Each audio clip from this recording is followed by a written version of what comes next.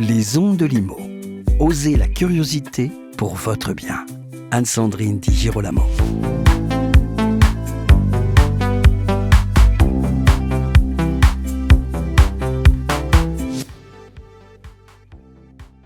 Agence immobilière physique, attention, modèle en danger.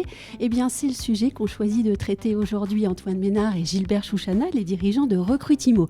Alors, la question peut sembler provocatrice, mais comme toujours, vous allez voir que mes invités ont le sens de la nuance et surtout l'amour de la discussion. C'est donc tout de suite avec Antoine Ménard et Gilbert Chouchana. Bonjour Antoine et Gilbert. Bonjour Anne-Sandrine. Bonjour Anne-Sandrine. Je vais être direct avec une première question. L'agence immobilière physique est-elle un point d'entrée privilégié, premium, incontournable, indispensable ?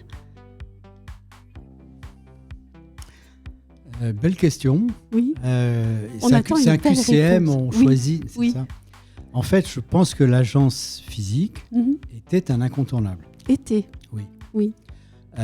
Force est de constater que le développement de ces dernières années, quand je dis dernières années, en gros au moins les 15 dernières années, l'agence physique est de plus en plus attaquée et il y a de plus en plus de nouveaux entrants qui sont uniquement des pure players, enfin, qui n'ont pas d'agence au sens propre du terme physique. Donc, est-ce que c'est un incontournable ? Aujourd'hui, non. Oui. Non. Clairement. Est-ce que c'est souhaitable que ce ne soit plus un incontournable ? C'est peut-être C'est la question. La question. Et Antoine ? Moi, je dirais effectivement, comme Gilbert, aujourd'hui, de dire qu'elle est incontournable ou indispensable, non, puisque ça fonctionne autrement. Donc non. En revanche, est-ce qu'elle est premium ou privilégiée ? Je dirais qu'elle doit en tout cas retrouver un caractère privilégié. Premium, je pense que ça ne veut rien dire. Oui. Excusez-moi. Mais privilégiée, oui, je pense qu'elle doit retrouver un caractère et un cadre privilégié pour les clients. Pourquoi faut-il poser cette question du modèle de l'agence traditionnelle aujourd'hui ? L'agence traditionnelle, c'est l'agent immobilier. Oui. Quand on pense à l'agent immobilier, on pense à l'agence immobilière. Oui. Donc, c'est vrai, comme l'a dit Gilbert, le modèle est attaqué depuis 15, peut-être un peu plus maintenant, 15 ans, par les réseaux de mandataires immobiliers d'une part, par des modèles qui ont, selon moi, vécu comme, alors je ne veux pas donner de nom, mais en tout cas des modèles qui se voulaient disruptifs, qui ont levé des dizaines, voire pour certains des centaines de millions d'euros, mais qui sont aujourd'hui redevenus des modèles d'agence plus traditionnels. Oui. Mais en tout cas, sur les mandataires, il y a un vrai enjeu, il y a une vraie attaque depuis la création des réseaux de mandataires, d'où la question de se dire, est-ce qu'à un moment donné, l'agence traditionnelle, quelle est encore sa place au sein de l'écosystème ? Mais pourquoi dire attaquer et pas challenger ou tout simplement pousser à évoluer ? Pourquoi attaquer ? Attaquer parce que je pense que ceux qui sont sur une agence physique, que ce soit des particuliers, enfin des entreprises sans enseigne, ou en tout cas avec des réseaux, quand on parle d'autre chose que de l'agence physique, ils perçoivent ça comme une attaque. Si vous parlez avec des mandataires, des patrons de réseaux de mandataires, ils vous parlent de collaboration, enfin, on est ensemble. Oui.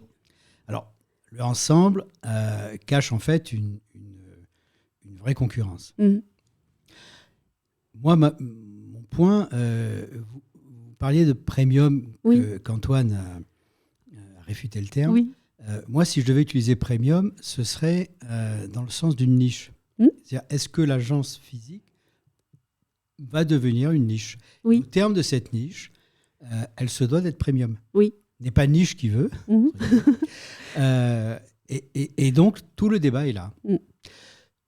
A contrario, les réseaux d'agences physiques, réseaux de franchisés, etc., quand on regarde ce qui se passe, n'augmentent pas beaucoup. Enfin, entre les sortants et les rentrants, finalement, ils conservent un nombre d'agences à peu près identique, ce qui veut dire que le maillage pour ces gens-là, le maillage est compliqué. Il est beaucoup moins compliqué pour les réseaux de mandataires, puisque la structure étant beaucoup plus légère, ils ont moins le problème d'aller chercher le petit village presque, j'exagère un peu, où installer un mandataire.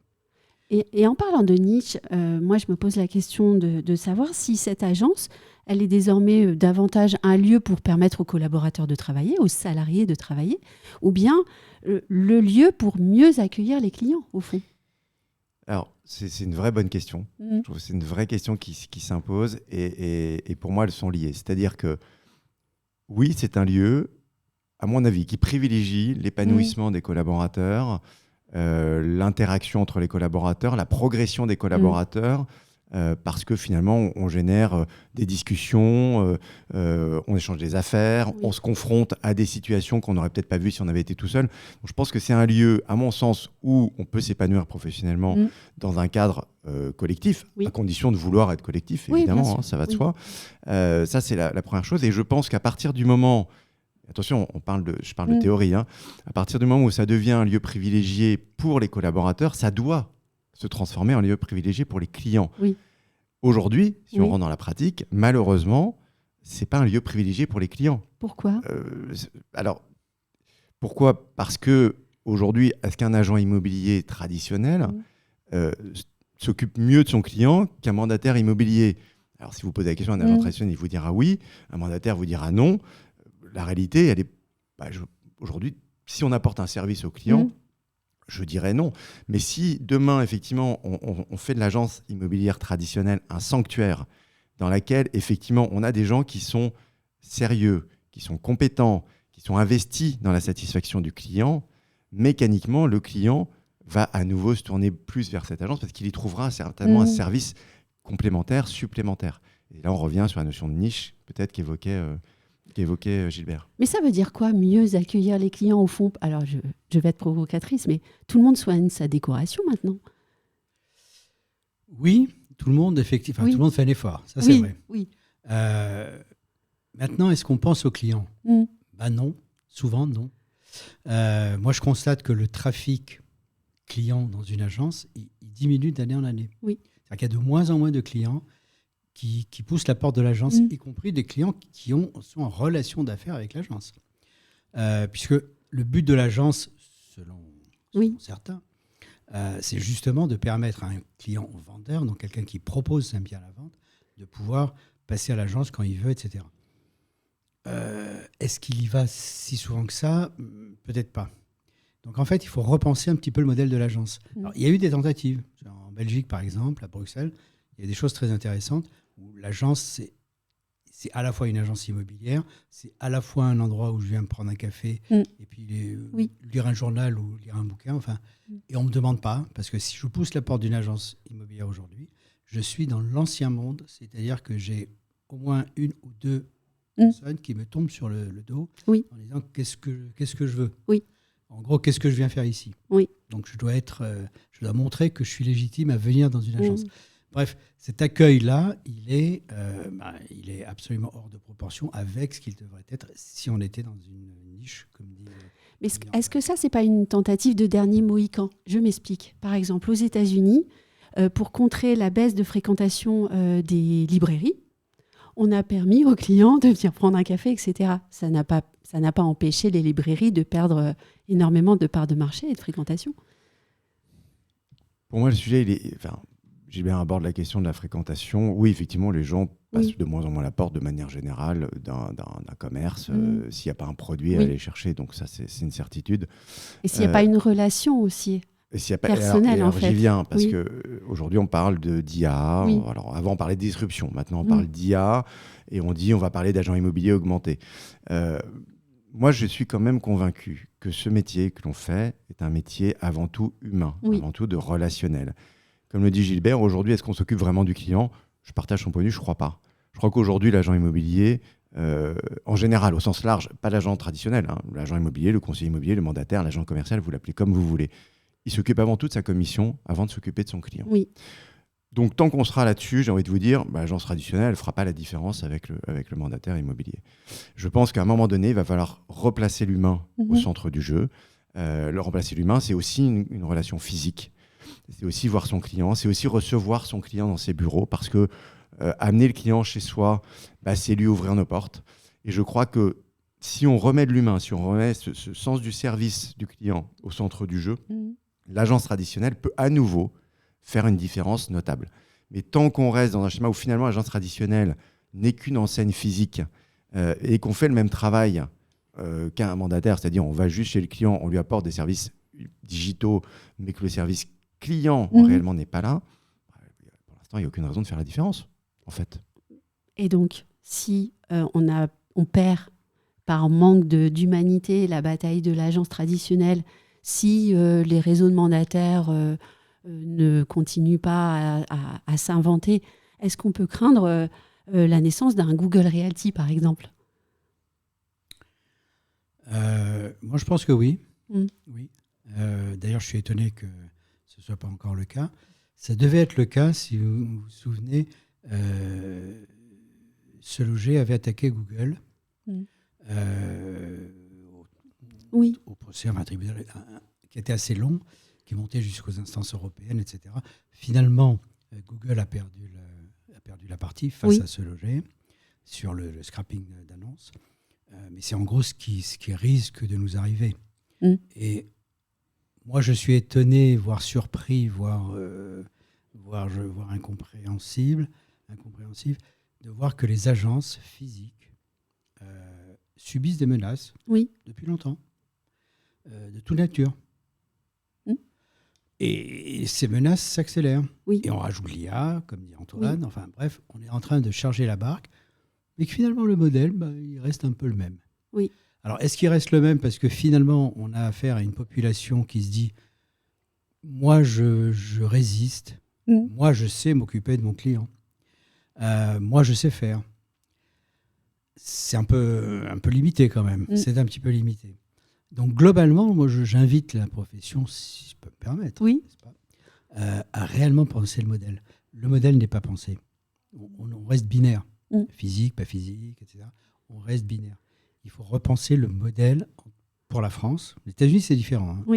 Mais pour la France, il faut repenser le modèle de l'agent immobilier, avec en plus, la contrainte de la loi Hoguet qui fait qu'on est obligé on n'a pas de trésorerie, enfin, on n'a pas suffisamment de trésorerie, donc on ne peut pas recruter qui on aimerait recruter. Bon, donc faute de grive. Ça, c'est le vrai problème. Le vrai problème, il est là. Mais quand on parle avec les réseaux de franchisés notamment, ils nous disent si on fait un lobbying. Alors, je ne sais pas ce qu'ils ont comme lobbyiste, mais peut-être qu'ils voudraient bien de changer le lobbyiste. Parce que pour l'instant, ça ne marche pas. Bon. Et donc, la loi Hoguet reste la même. Quelques petites modifications, mais mineures. Et cette loi Hoguet, en fait, maintient le métier dans ce qu'il est, c'est-à-dire des petites unités physiques pour permettre d'accompagner un client, de toucher sa commission, mais uniquement à la signature de l'acte authentique. Donc pendant 4, 5, 6 mois, je fais une avance de trésorerie. Si je fais une avance de trésorerie, je fais comment pour payer mes équipes, mes salariés, si j'ai des salariés, etc. Et donc dans cette brèche, s'est engouffré les pure players, qui n'ont pas ce type de problème. En tout cas, ils sont moins contrôlés. Les mandataires, qui sont constitués en tant que tels, c'est-à-dire qu'ils sont bien organisés, je trouve qu'ils sont bien organisés. Et quand vous lisez les chiffres de l'année dernière sur la progression du nombre de mandataires, ils sont assez impressionnants. Pour une profession que chaque année, on dit ça ne va pas durer. Ça ne va pas durer, ça dure tellement peu qu'ils sont en train de dépasser tout le monde. Le problème est là. Éveillons les consciences. Et donc, si j'ai bien compris, il faudrait repeindre le totem de la loi Hoguet, en fait, pour sauver le soldat agence immobilière. Oui. Je ne sais pas si c'est bien dit, mais... Alors, moi, c'est mon dada. De toute façon, je crois que notre première émission ensemble, on a déjà parlé de ce sujet-là avec un peu de pincettes. Si on met moins de pincettes, parce que je vais rejoindre Gilbert, pour moi, cette loi Hoguet, c'est un frein au développement de la compétence de cette profession, parce que tant qu'on permettra à des gens de gagner leur vie sans être compétents, on maintiendra un niveau de compétence faible. Et c'est, à mon avis, le risque majeur qui pèse sur les agences traditionnelles, pour la raison qu'a évoquée Gilbert, une question de coût. Et on en revient toujours à cette question de la compétence de l'agent immobilier et de la formation. Oui, mais qui est lié au modèle. Et qui est complètement lié au modèle. Le recrutement et la formation sont liés au modèle, Qui est installé par la loi Hoguet. Et si on peut faire encore une petite parenthèse, je me rappelle, il y a 2-3 ans, il y a eu un rapport de la haute autorité de la concurrence, si je ne dis pas de bêtises, qui a eu une conclusion complètement absurde, mais ce qui prouve qu'ils ne connaissent absolument pas le métier, qui était l'inverse de ce qu'il fallait faire. Il disait, pour réduire, parce qu'en fait, leur seul intérêt, c'est de réduire la commission d'agence, pour réduire la commission d'agence, il faut encore plus faciliter l'accès à la profession. Donc, si on marche complètement à l'envers, à aucun moment, on se pose la question de comment je fais évoluer la compétence. On parle juste de baisser la commission.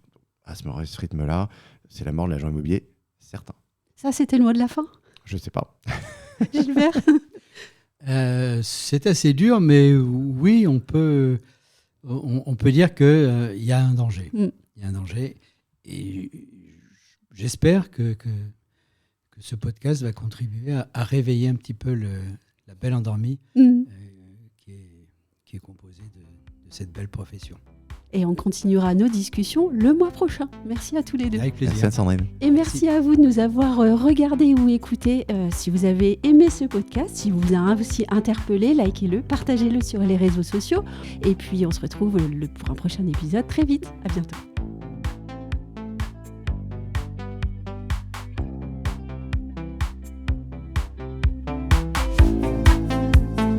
Retrouvez les Ondes de Limo sur ondedelimo.com, les réseaux sociaux et la newsletter.